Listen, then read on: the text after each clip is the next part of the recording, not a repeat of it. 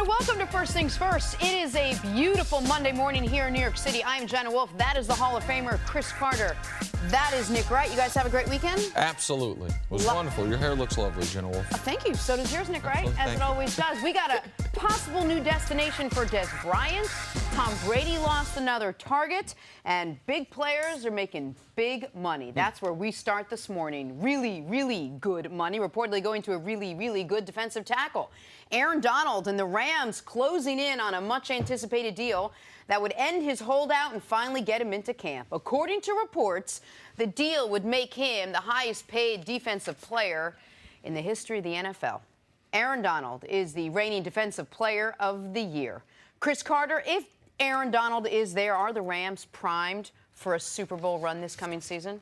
The Rams have a good football team. They really do have a good football team. They have to sign Aaron Donald. You don't go out in free agency and then sign Ndamukong Suh and allow Aaron Donald just to play with the last year of his contract. You have to sign him. He is what we thought J.J. Watt was 3 or 4 years ago. And if J.J. Watt was at this stage, what would we be saying about him? When he was at this stage, yes, he got this money. Absolutely. So Aaron Donald, he should get paid. He is a game changer. Does it mean, like, we haven't seen that when you sign guys to this deal that it automatically means that you're going to be Super Bowl champions? Because we've just seen teams that have gone about it a different way. But the Rams have put together a team. I don't know how long they can stay together, but right now they have a window that, yes, they are a Super Bowl contender. If their quarterback continues to grow and get better, I believe that their offensive head coach, who's offensive-minded, and Sean McVay, will continue to create big plays and good offensive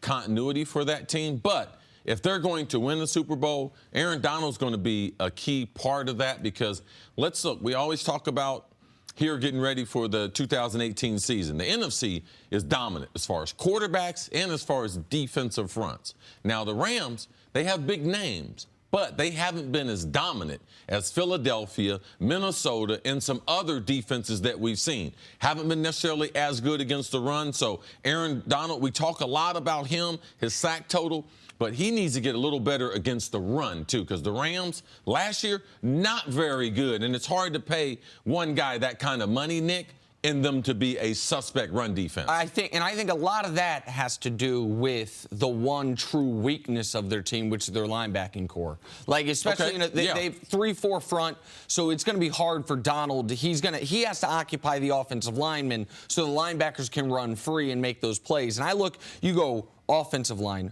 pass catchers, running back, quarterback, D-line, linebacker, secondary. This team is, I would say, top 8, top 10 in the league in every single category, except for linebackers, where they might be bottom 5. But to answer the question, yes, the Rams are Super Bowl contenders with Aaron Donald there.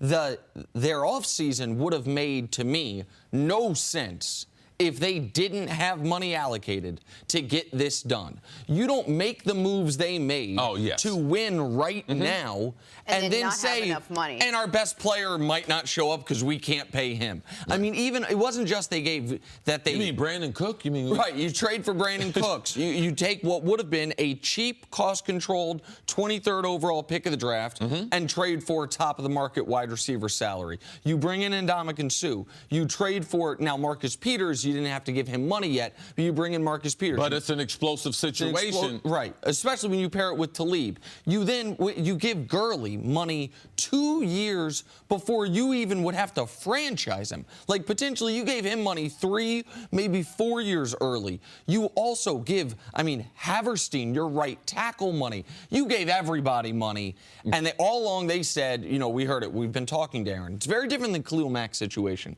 Khalil Mack and the Raiders have not negotiated on money since February. What did we hear about the Rams all offseason? We're talking. It's a good relationship. Aaron knows where we are. And all those other signs that you're talking about as far as the activity of the general manager. Yes. Like, what are they going to do? Leave Aaron Donald hanging? We saw last week, we're in the same zip code. And Chris said, well, let's get on the same block first. Yes. Now it seems like they are next-door neighbors. And I think that has to do with the guarantees. Absolutely. And I think they're about to have this done. And so I look at the NFC. You're right about the NFC being stacked. But I look at the NFC West. oddly enough, it's amazing how quickly things change. Seattle, I think, will be competing for a wild card spot. San Francisco's best case scenario is competing for a wild card spot. Arizona's about to change quarterbacks probably midseason. They are positioned to win their division, which gets them at least one home playoff game, and they are positioned, if Jared Goff can continue to improve, to absolutely be one of the favorites in the NFC. Well, I just want to ask about Khalil Mack, because he did mention that. What do you think this deal means for what happens with him? Does it influence in any way? Does the money, the number, the fact that he hold out mean he's going to probably end up making more? How does this affect that situation? It affects it because the amount of guarantees, because he's going to get a certain percentage of the guarantees that Aaron Donald did get. So it's going to set a ceiling as far as the average per year, because Aaron Donald's going to be the highest paid defensive player in the history of the game. So there's the guarantees there.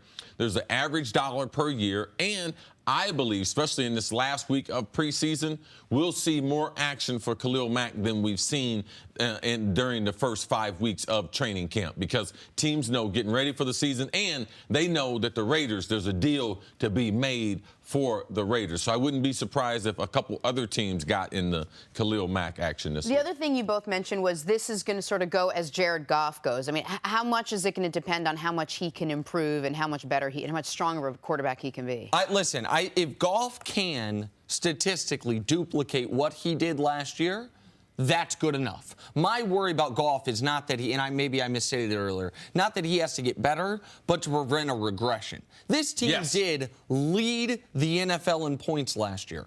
Their problem was the linebackers, as I mentioned, and one thing they haven't fixed, which is pressure off the edge. One of the ways they made room for these guys, a guy like Robert Quinn's gone. He was one of their few edge pressure guys. They are not great. They generate their pressure up the middle, and now they have corners to help. But, they scored the most points in the league. Jared Goff and Todd Gurley, of course, were the big parts of that. If he can maintain where he was, I think it was 28 touchdowns, 7 picks, 100 quarterback rating last year. That's good enough. My worry about Goff is a year 3 Marcus Mariota-style regression, and that's what could really hurt them. Yeah, this team and this franchise, they have to continue to grow, to learn how to win together. Last year, getting in double digits for this unit, that is their first time, this group. The coach, the wide receivers, the quarterback, the running back, all them getting double digits. But when you start projecting out Super Bowl, I start looking at home field advantage. I start looking at bi-coastal. Right now, Super Bowl champs, best and the most talented team, Philadelphia. They play in a cold climate. So Jared Goff, can he go to Green Bay? Can he go to Philadelphia and win a playoff game? If not, they need to get to 12 wins. Imagine the excitement of hosting the NFC. Everything ran through L.A. So I believe that there's still some growth for this franchise and for that quarterback. But when it comes down to it, your quarterback's got to be able to wheel and deal in them big games. That's why there will always continue to be pressure on Jared. And this is how close they were last year, by the way. The game Carson Wentz got his knee blown up was an Eagles-Rams game in Los Angeles that the Eagles ended up winning. I think they won by 2 scores, but it was close throughout late. The Eagles added a score late. If the Rams can finish that game, if they can beat the Eagles once Wentz goes out, they have 12 wins. They have the tiebreaker with Philly. Then last year, the home field goes through Los Angeles. We're talking about something entirely different. That's the other reason why it is critical to get this done, is if Aaron Donald was going to potentially miss a game or not show up to the last minute like he did last year to where he wasn't ready to play the first game. Right. Listen, they play Oakland on Monday Night Football week 1. That's in Oakland. You could lose that game, and that could be the difference between not necessarily winning your division and not, but getting home field through L.A., warm climate, and having to go to Philly, having to go somewhere else. Football sliding doors. Just quickly, are you worried that he missed camp coming in? Not because of the success last year. All right. Okay. He's got a history of doing it. He's a hard worker. The guy has 0 negative marks about him. Great team guy. Aaron Donald, when they get the paperwork right, he will show up and be ready to go to work. All right, we're going to take a break. Talk much more about this. Eric Mangini will join us a little bit later in the program. But coming up on the other side, why did Dez Bryant pass on the Browns? We now know. That's next on First Things First. We're going to get to Dez Bryant in just a second, but first, Bengals wide receiver John Ross puts 2 Buffalo defenders on skates before waltzing into the end zone. Waltzing. I think he beat Vontae Davis 3 separate times on that route. Really? Yeah. John Ross, now I'm telling you, people, exciting wide receiver. He had a bye year last year coming from Washington. One of the most exciting wide receivers coming out of college football 2 years ago. Man, if he can do this, him and A.J. Green, Andy Dalton, shoot, his hair will be even redder. He'll be on fire. I knew there was something there. No. Lamar Jackson, he had a good game this weekend, showing off the speed. It's from almost the exact same place on the field that he had his other electric touchdown a couple weeks ago.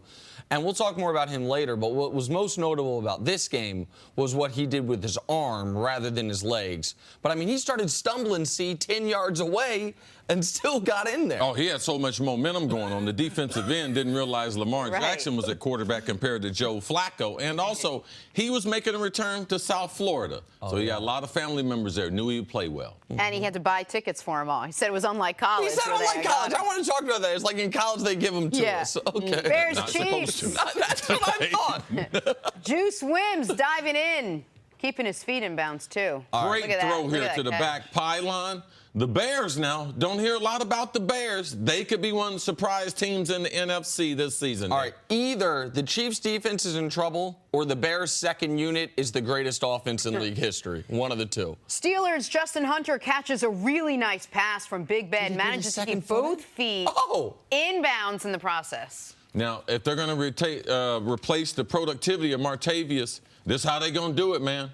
Justin Hunter has never been able to reach his potential. Drafted by Tennessee, out of Tennessee a few years ago. Did the Pittsburgh Steelers find their big play threat this weekend? Well, he and James Washington will be fighting for snaps along with Juju and Antonio Brown. They always have talented wide receivers in Pittsburgh.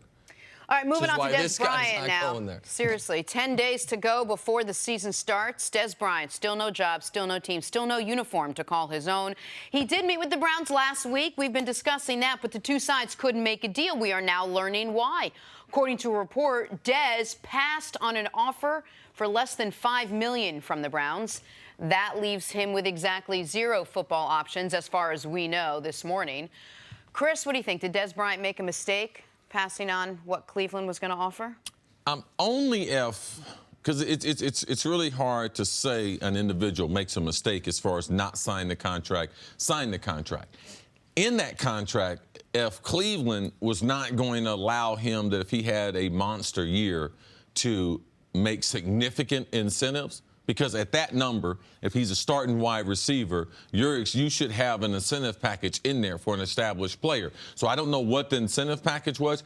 I think it's right now best to be playing football. I think their quarterback situation in Cleveland has stabilized. Maybe Dez Bryant, which some current players, a lot of times, they don't know the climate of what the league is and where the team might be headed. And they think the Browns are the worst option. Yeah, the last couple of years, like, why would he go to the Browns? Like, he's been in all the big-time games. He's played in the NFC, prime time in Dallas, and now he's off Broadway, so to speak, what he thinks in Cleveland. So he might not think, no, I'll go somewhere else. I would go to New England or one of the other franchises for that money, but not to Cleveland. So I think being on a roster for him, not being on the roster week number 1 is a mistake. So if he happens to not sign with anyone, then I will call the Cleveland contract a mistake, because if you look at Cleveland, Josh Gordon activated, but bad hamstring, tweaked his hamstring a couple days ago in practice.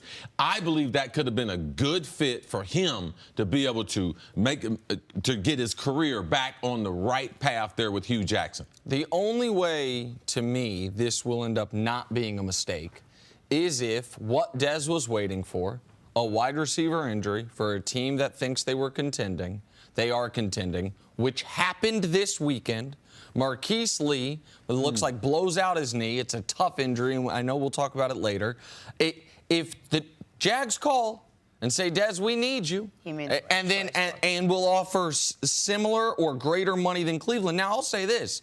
If I'm a wide receiver, I'd rather play in Cleveland this year than in Jacksonville. But if he's just worried about, I think Tyrod and eventually Baker are better options than Blake Bortles. I also think you're not going to have the coverage shifted to you as much in Cleveland as Jacksonville because of the other talented receivers. I also like Todd Haley as a play caller. A lot of reasons I like that situation more. But maybe Jacksonville's going to scratch out $6 million for him. And maybe it is just a financial decision. But let's say they offered him $4 million. if you're risking 4 to gain potentially 2, like, so they offered me 4, maybe someone's offered me 6. Cleveland offered him 4. If Cleveland offered him 4, and he said that's not enough, I'm waiting for a greater than $5 million a year offer. Man, I'm a gambler. I don't love laying 2 to 1 or laying 1 to 2, I should say, risking my full $4 million to hope to get $2 million more. Like, it feels risky to me. You know, if Jacksonville doesn't offer Dez Bryant a contract, then you really have a sense of what teams think about him. And you really understand what the Cowboys were thinking when they let him go, knowing what their situation was. It would be a statement, if Jacksonville, and it's a statement, teams like Cleveland. Baltimore offered him 7 multi-year, so that's basically, they were offering him $5 million. If you cut it up to a 1-year deal, because you got to take some money off of it, because it's only 1 year, they're offering him about $5 million.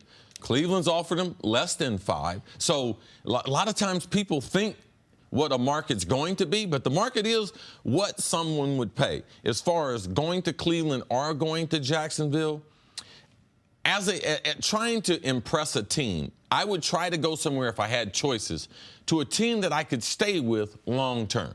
So I like the concept of being in Cleveland, because what I would do is play so well that they would have to play 3 wide receivers. They would move Josh to the Z. They would move Jarvis to the slot, which is where he's supposed to be. He led the NFL as slot receiver last year, and then I would play my normal X receiver. But if you go to Jacksonville, they don't have a long-term solution at wide receiver.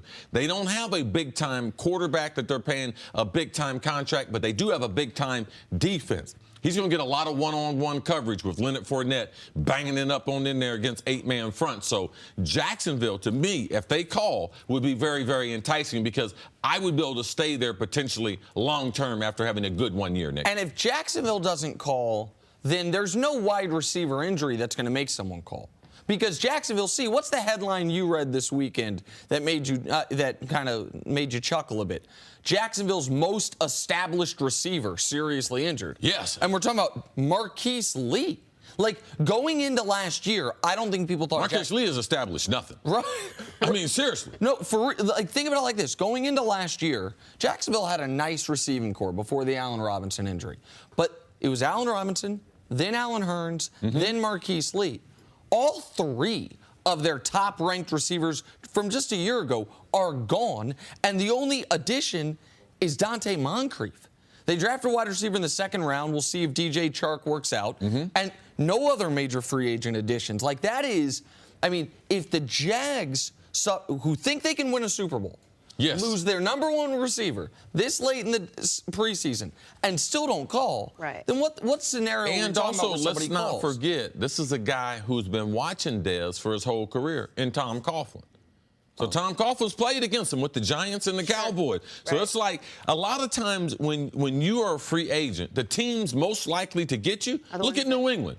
Man, let someone in Buffalo, the Jets, Miami, the Dolphins, Wes Welker, like you watch your division so much, you have more intel, you scout them more. Your scouting department knows they're in your division, so they're really up on the talent in your division. Here's what I have a hard time understanding. The one thing I've learned from both of you, as far as this story goes, is that you are worth what the market dictates you're worth, right? So now you're saying Baltimore offered with incentive, whatever, about $5 million. Yes. The Browns offered somewhere between 4 and whatever it is, that much.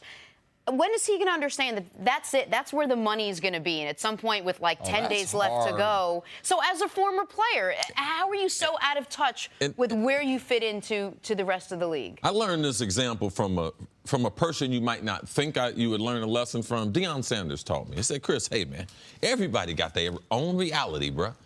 He said, people think I'm crazy, but my reality, it's real to me. And Dez, in free agency, I don't know what he was trying to accomplish. I know he was shocked by his end meeting with the Dallas Cowboys, the one that Nick, his agent, told him, go in there, stand up on the table. Absolutely. Take a hard line. Dare him to cut you. I got fired as his agent shortly. I mean, we're talking about 11 days from the opening of the season. That's your reality. Forget about what you think. It's 11 days from kicking the ball off to start the 99th season in the NFL, and you don't have a team. That should speak to him more than any contract or any money amount. And I understand the vast majority of our viewers weren't pro athletes, but I think they can all relate to this. It is hard to go backwards in salary. especially when you're not expecting it in any industry. One of some of my best friends who do radio at young age, they get big contracts like because they're radio, like huge ratings early on. And then all of a sudden the ratings come back down to earth. Hey, we want to keep you, but not only do we not want to give you a raise, but we want to have a salary correction. Man, I've seen people walk away from more money doing something they love than they can make doing anything else because they're insulted by it. You were paying me X. Now you want to pay me X minus, not X plus? That's hard for people to do. You get accustomed to something. Dez already had to realize, man, $16 million a year is gone. But he went into it, I think, thinking, I'm going to get 8 to 10. That's why he walked away from Baltimore. Yes. Now he's here, and I'm not even getting 5. Man, that's tough to wrap your mind around. Yeah, and Blake Bortles potentially throwing to me. Right. That's worth hazard pay. Dez Bryant's running out of time, though. All right, coming up, did Lamar Jackson prove he's a starting quarterback in the National Football League? That is next on First Things First. College football is back on Fox. Catch a full day's action as Lane Kiffin's Florida Atlantic faces the 7th-ranked Oklahoma Sooners. It all starts at 11:30 Eastern on Fox, or stream it live. See on Fox, the Fox Sports app. Young Milk, our intern, goes to FAU. Absolutely. Let's go, Lane Kiffin, FAU. Shocked the world against Oklahoma. Milk, let's do it. The team drink some milk before the game. Time for us to go viral. Friday night, the Big Three Championship was right here in New York, the Barclays Center. Here's how the championship was decided. 16-4 run by Three's Company to make this thing close. Here's Kareem Mobley for the chip and the win. Yes! The Cat has done it! Power runs this city tonight. They're the 2018 Big Three champions. Nice. Man, Power has been the best team in the league all season. They only lost once. They're up 45-27, first to 50 wins, and you heard Gus say it there. They almost blew it at the end. Yes. Kareem Mobley gets it. You guys were great event. Live and in Me person. and some of the staff were at the Barclays Center this weekend. Tremendous Ice Cube, tremendous product. Brooklyn came out to support. Great season number 2 for the Big Three. No doubt. It was awesome. It was really, really cool. And check out Big Baby. It's a nice moment for him, given some of the pending legal battles he's looking at. All right, time for some stories to start your morning. Ben Roethlisberger made his preseason debut over the weekend. Looked sharp, threw for 114 yards and a touchdown against the Tennessee Titans. CC, what'd you make of Big Ben's performance? It was a great performance. He moved the ball around. You could see sometime Tennessee defensively was trying to take away his primary guy. So, man, he went over the field, not trying to force the ball. Ben looked like the Ben that we have gotten accustomed to seeing. Big year from Ben Roethlisberger. This guy could be representing the AFC with the collection of wide receivers that he can throw to. Should be an exciting season, Nick. Listen, I'm very interested to see what the Steelers' offense looks like this year. We know Big Ben and Todd Haley never really got along great. Big Ben never really loved him as his offensive coordinator, even though the team was very successful. Big Ben's imprint is going to be much heavier on this offense. He's going to run much the offense he wants to than how he has the last few years.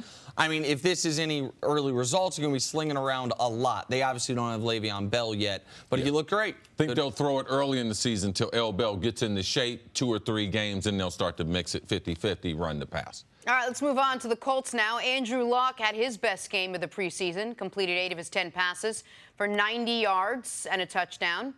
CeCe, how encouraging was this performance by Luck? This was his best performance yet. And it's not just because him throwing the football and the results here. We saw him hit Ebron here on a seam pattern, tremendous throw. But his overall timing, Jenna, getting the ball out of his hand, and also being under duress. He is a freakish athlete. Almost the same measurables as Cam Newton, just does it a different way. Getting sacked, get out of the pocket, elude the rush there. All positive signs for the Colts moving forward for Luck, week number 1. He shouldn't play week number 4. The only non-positive sign I would say for Luck is, even though they've spent now a bunch of first-round picks on that offensive line, even in these highlights of quality plays, see the pocket getting pushed back quite a bit. Like, they drafted Quentin Nelson, and it's way too early, I get it, but they drafted him to be an instant top 10 guard in the league and to, within a couple years, be a Pro Bowler. Like, you don't take a guard. Zach Martin. No. Oh, like Zach Martin. Exactly right. You don't take a guard 6th overall if you don't think he can be Zach Martin. So that's something to watch as well. But Luck, this is his best game we've seen from him in almost 2 years. Adrian Peterson shined in his debut in Washington, rushing for 56 yards on 11 attempts. CC, where should our expectations be with Peterson? This was a great performance by Adrian. I think that the staff there, Gruden, did a good job. If you watch him on most of his runs, they have a fullback or a tight end. They put him in the I formation. So that's the way Adrian's run since he was a little kid running the football in Texas. So they've kind of adapted to him already. So, yes, it's hard to maintain the level that he played at in this weekend's game. I don't expect him to be a 1,000-yard rusher. I know Adrian said the people who doubt me don't know football. Well, Adrian, I do know a little bit about football, and I do know it's hard to play football when you do get old. Well, and look at every single one of these formations. You took it like you're playing caveman football, which is fine if he is forget 1,000-yard. If you got a 1,400-yard back, you can change your offense to suit him. You get the ball 25 times, have a fullback, and go run. But if he's not that guy, if he's 4 yards a carry or 3.8 yards a carry instead of 4.8 or 5 yards a carry, then you can't change your whole offense to suit him. Denver didn't have a game plan to stop the run, but after a few rushes, watch how many people Denver start bringing to the line of scrimmage. Yeah. The Redskins are going to have to be able to throw the ball to be able to help Adrian out. All right, finally, Sam Darnold continues to impress in the preseason. He threw for 86 yards and a touchdown in the 3rd preseason game. This one against the Giants. After the game, head coach Todd Bowles said Darnold did everything he was asked to do. Nick, who should the Jets starter be week 1? In a vacuum, if excitement didn't matter, if image didn't matter, if it was just about who gives the best chance to win, the answer is Teddy Bridgewater. But all those things do matter, and they want it to be Sam Darnold. He has not given them a reason for it not to be Sam Darnold. And he did throw for 86 yards on 16 attempts. We can do that math. That's less than 5 yards an attempt. That is something we have seen in each of the 3 preseason games where the yards per attempt have been quite low because they are protecting him. They want to make sure that they can credibly say Sam Darnold's going to be our week 1 starter. Right. And that is not an indictment on him at all. He's a rookie quarterback. He's also very young, even by rookie standards, because he started at USC so young. So for all those reasons, they are protecting him. And that's fine. But this is, Coach Mangini taught me this. Coach Mangini thinks I don't listen to him. I listen to him. The owner wants him to be the starter. The coach knows that. The coordinators know that. And they are doing everything in these games to make it so they can name him week 1 starter, and it doesn't feel like a reach. So 8 of 16, 86 yards, no touchdowns, no picks, or 1 touchdown, no picks. That's fine. It's not going to move the ball downfield a lot, but they have no reason. They have nothing invested in Teddy. They have everything invested in Sam Darnold. Well, one thing, the coach does make a good point about organizations once they have committed that pick and those resources. Typically, you can see the decision-making will lean towards that player being given benefit of the doubt. But what I have seen is, and what I tell veteran players like Josh McCown or players like Teddy Bridgewater, when you're in a competition with a young player, you better make the coaches realize the difference between him and I are this much, not this much. Because in a battle for a starting position, and you've been in the league 5 to over 10 years with the 2 quarterbacks the Jets have, and I just got here in Sam Darnold, and I missed the first week in the contract, you should be, and I'm right on your heels. Yeah. Then it lets you know that I am the guy for the job. So I can say with the Jets, it's not just a pick. It's what the kid has shown in the hundreds of snaps in practice, where Todd Bowles is a defensive coordinator and is a defensive mind, that's how he's made his living in this business. He has put Sam Darnold in very tough situations. Not stuff that we've seen in the preseason, but the stuff that they've done in practice is the reason why Sam Darnold. It's not the stuff from the preseason game. Sometimes it's determined by practice. Sometimes it's determined by just the preseason games. Sometimes it's both. But in Sam Darnold's situation, he has passed all those tests, and he's close enough to these veteran players that the organization says, you know something, we are better off giving him these reps than, you know something, starting with these veteran quarterbacks, allowing them to play those first 3 games where our schedule is very tough. We're better off letting Sam get those experimental reps. Right. And when he does play in those preseason games, you said it, he hasn't given them reason for them not to choose him as the Week 1 starter. I'll tell you something, though. Teddy Bridgewater's given a few teams, particularly one that wears also kind of a greenish color, reason to maybe call about him in Jacksonville. With the way Blake Bortles been playing this preseason, the way Teddy's been playing this preseason, I still think that is an option that they are doing themselves disservice if they do not consider. Colorblind, totally different greens, completely They're different. both greenish. No, one's like a teal, but it's not even close to it. Don't forget they got that new green, that new green zone thing on TV. Oh, yeah, green zone. Yeah, whoa. The yellow line wasn't enough. Give me the green zone. You need to have football players making football executive decisions with TV. Yeah. All right, moving on to Lamar Jackson now. This is purple. Ravens fans have to be happy with what they saw from Lamar Jackson. He had his strongest performance of the preseason over the weekend. Threw for 98 yards, threw for a touchdown, ran for a touchdown, made a few catchy comments after the game.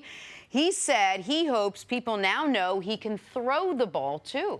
CeCe, how should the Ravens use Lamar Jackson this season? Well, you have to develop him as a pocket passer. He's going to get in the game and run. Like his instincts, because every NFL game, there's opportunities for every quarterback to run.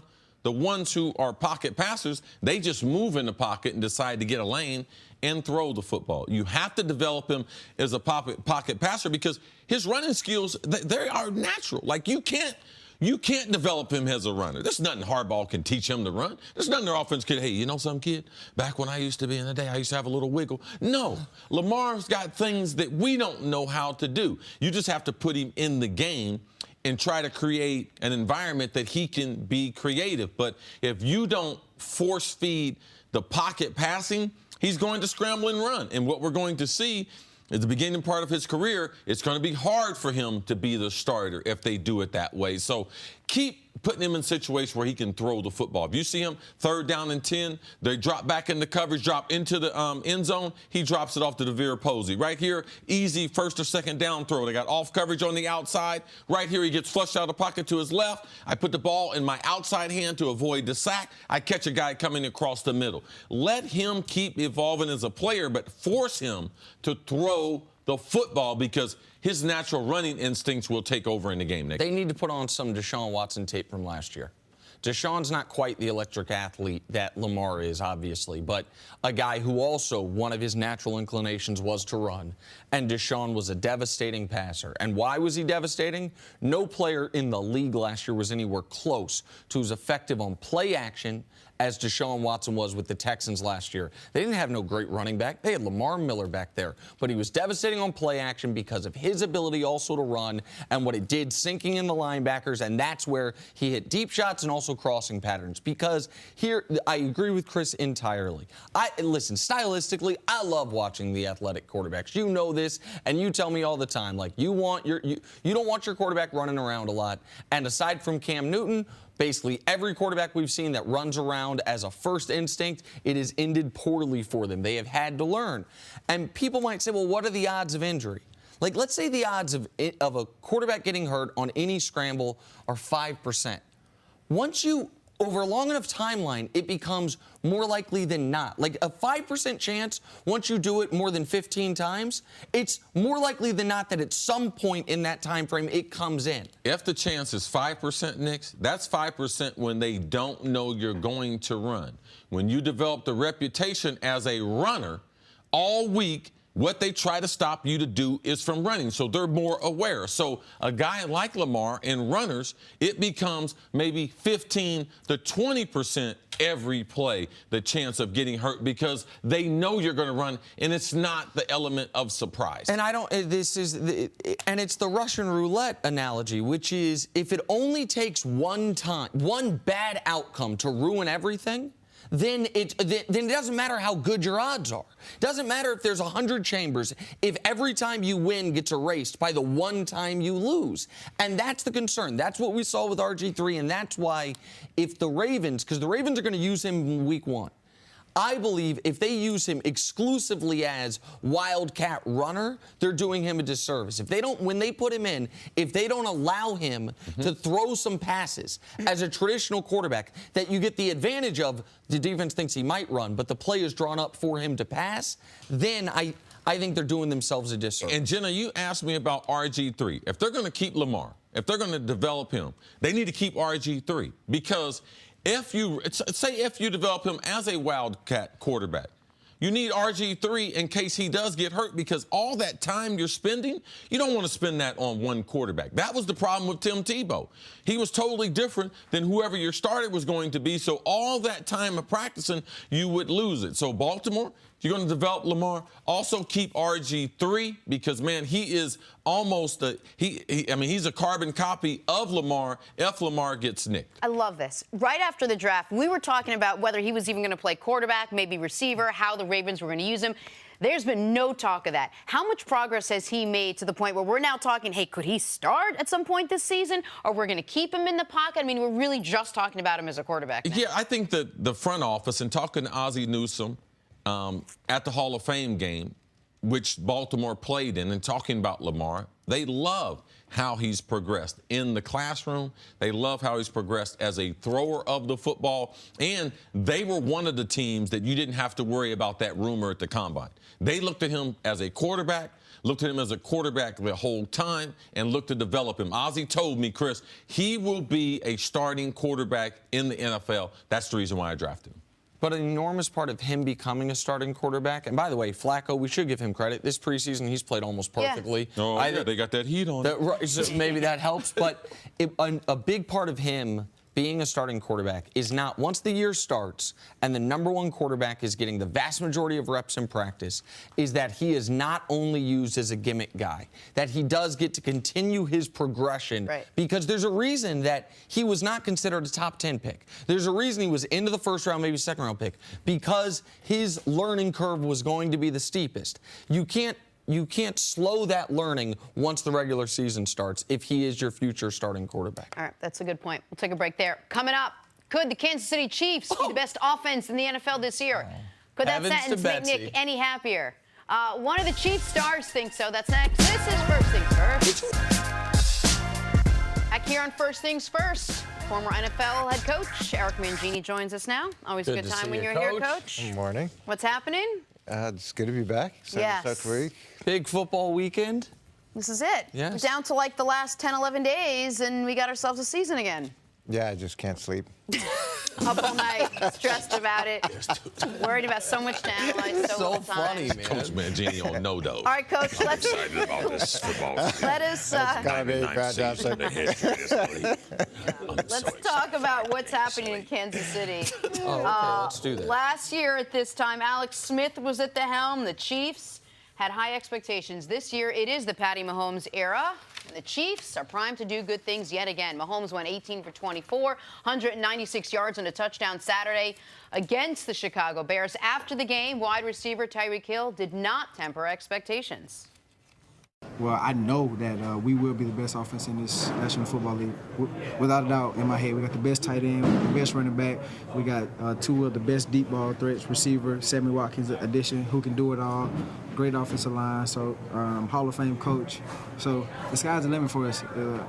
It's up to us to put all the pieces together. It's that kind of hyperbole that's going to make the Chiefs right there at the very end. What do you think the ceiling is for this team, Coach? Well, I think he needs to just slow down a little bit. As exciting as the He had talked to Nick right before that. Is that what it was? Yes. Hold on, real quick. You said wait, has Nick been the same way? Like, no, well, over the top, excited about the offense. Last week, Chris, did you see that long pass there? Good Lord, man, I'm telling you, Chris, this is like Montana to Montana who? I don't know who you're J.J. Bird. Yeah. Good Lord. Last week, Tyreek said me and Mahomes, Mahomes and I, he might have said me and Mahomes, can be the best deep ball combo in the league. And you said you'd have rather him said the offense as a whole can be the best in the league and sprinkle in with the other guys. He did exactly that. Now, you think it might be a little over the top. So, I mean... yeah, a little bit over the top, I think, is being kind. When you look what Alex Smith did last year, his numbers were impressive. What do you have? 28 touchdowns, 5 interceptions, 67% completion rate. He played really well. Second in the league rating to Second Brady. in the league rating. So to expect a young kid to come in, really starting for the first time, I know he got a little bit of experience last year, and be able to operate the same way, everybody wants to get excited about his potential and the big plays. That's great, but part of that is making good decisions too and not losing games, and I bring this up all the time. So yeah, you're going to take those chances, and maybe you're going to hit a deep ball, which will be exciting for you when you're watching the game. But then when he throws the 3 interceptions, or when he's taking sacks that he shouldn't, going to happen, right, Coach? That's definitely going to happen. He's going to go through a range of mistakes that all young quarterbacks make, and to get to the Alex Smith level, that's a pretty steep hill to climb. So I think they need to slow down. And Andy Reid, too, Andy Reid's had explosive offenses. He's had all kinds of personnel, regardless of what kind of quarterbacks he had. Old, young, developing quarterbacks. Andy Reid can do it defensively. So Tyreek, I understand what he's saying. I get that part. I got confidence in Andy. But the last time Andy had a defense like this was his last year in Philadelphia. That defense was 29th in the league. Andy Reid got fired. They were 4-12. So we talk about their offensive personnel. Defensively, Pro Football Focus, run stopping, 31st ranked. Because Nick will be like, man, Pro Football Focus got my wide receiving core number 2nd. Yeah, but as a defense, man, this defense is going to be poor. They're going to have to score a lot of points. And when you score a lot of points, your decision-making of your quarterback, and especially a young quarterback, it's going to be stretched because he's going to have to throw the football. They can't be patient as an offense, given that defense they have now. The defense is going to be really bad. So it's a good thing they're going to score 30 points a game because they got the best weapons in the league. And my concern is, in 30 points a game, I understand it's hyperbolic, but they've got everyone. Kareem Hunt won the rushing title last year. Travis Kelce. I would think out of all categories of NFL stats, no one knows the right answer to that one more than that question. If you pose that question to people, who was the leading rusher in the NFL last year? Kareem Hunt won the rushing title. He didn't even win Offensive Rookie of the Year somehow. He won the rushing title. Travis Kelce, over the last 2 years, when you incorporate health, has been the most consistent tight end in football. Tyreek Hill has gotten. We're already seeing the development from pure just straight line blazer to a guy they can use in different ways. And Watkins, that was Albert Wilson last year or Conley last year. So for all those reasons, I think the offense will be dynamic. Now, to your point, Coach, last year, what were the Chiefs? They were only best in the league at one thing. Now, they were very near the top in a lot of offensive categories. They were best in the league at one thing: fewest turnovers. They had 11 turnovers on the season, not interceptions, turnovers. That number will likely double this year as far as turnovers. And so they're going to have to overcome that. Oh yeah, somehow. They'll have 11 turnovers before Halloween. Yeah, absolutely they could. They're going to have a lot of turnovers. Mahomes is going to throw. Alex Smith's biggest strength was, and some would say his biggest weakness, was the inability to take chances. Mahomes is going to be the opposite. It's going to be, like you said, some huge plays and some 3 interception games. To me, that's baked into it. I think Mahomes, the year understudy, is helpful. I think there's a reason that he's the guy they traded up in the first round to go get. And I think the early returns in the preseason, I know they're the preseason, are incredibly encouraging. Well, when you look at Alex Smith's contribution, you see the numbers, but then it's also the decision-making in terms of the running game. We talked about the running game and Kareem Hunt. When to check to a run, when to check out of a run, when to change a run from the right hand to the left hand side. Those decisions don't show up in a stat sheet necessarily, and you can't say, okay, Alex was 80% on decision making, but now you put a young quarterback in that position and he's got to do all those things, and there's a volume of defenses he has not seen.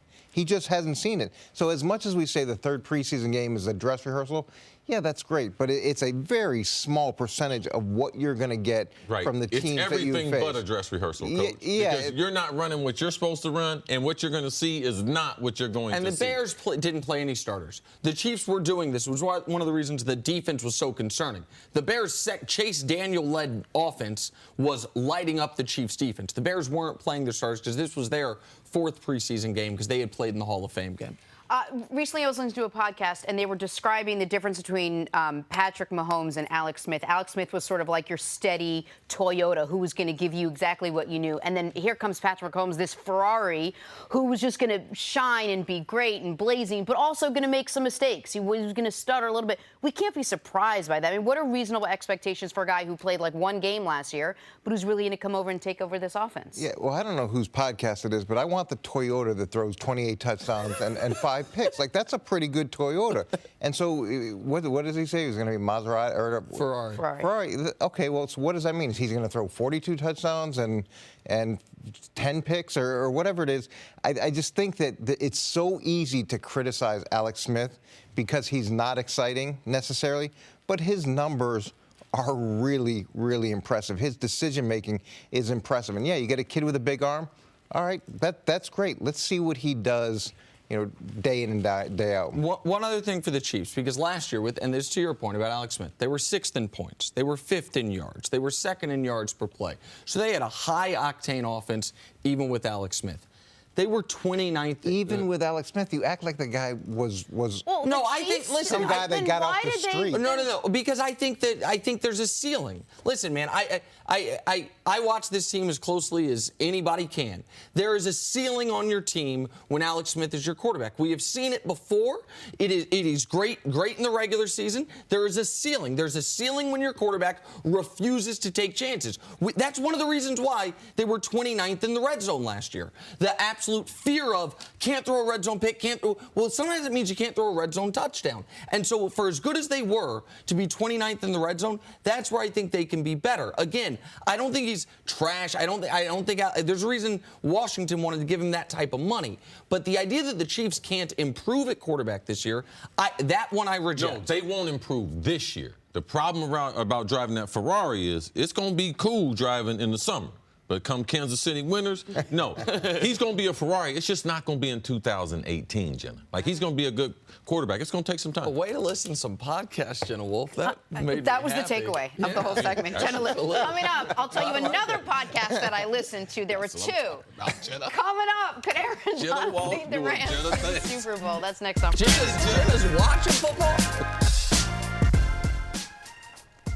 Back here on First Things First with Coach Mangini, Aaron Donald and the Rams closing in on a much-anticipated deal that would end his holdout, finally get him into camp. According to reports, the deal would make him the highest-paid defensive player in NFL history. The defensive tackle is the reigning Defensive Player of the Year. Coach, if I say defensive one more time, it'll be a record. If Donald's there, are the Rams primed for a Super Bowl run?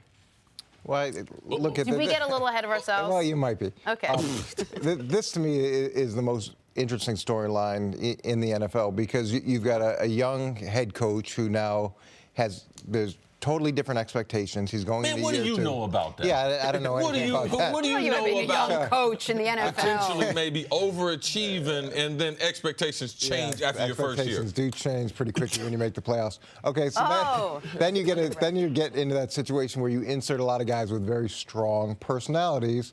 And how is that dynamic going to play out? And I like Wade Phillips a lot, and I think he's a guy that can handle a lot of difficult personalities. But it's going to be really important for them to get off on a fast start because when things are bad and you've got challenging personalities, it can go really bad quickly. Mm-hmm. When things are good, it can go really, really good, and you get a little bit of lead time. But it changes that dramatically with the more success. One thing that Coach is a point that I would try to emphasize even more that Coach is saying. When we have gone to battle together, that means coaching staff and players, we kind of have a toughness, a togetherness that we've developed because we've been in situations that we have seen each other overcome stuff, so we have confidence in that. When you bring in the type of personalities the Rams have, and most of those guys are on one-year contracts, it becomes hard to think about the team first compared to my own well-doing and how am I playing. Forget about the team goals. If I don't play well, I'm not going to get my aspirations. And Ndamukong Suh, one-year deal. You mentioned your cornerback. Marcus Peters. They traded for him. Contract, yeah. He hadn't gotten that big money that he's expecting.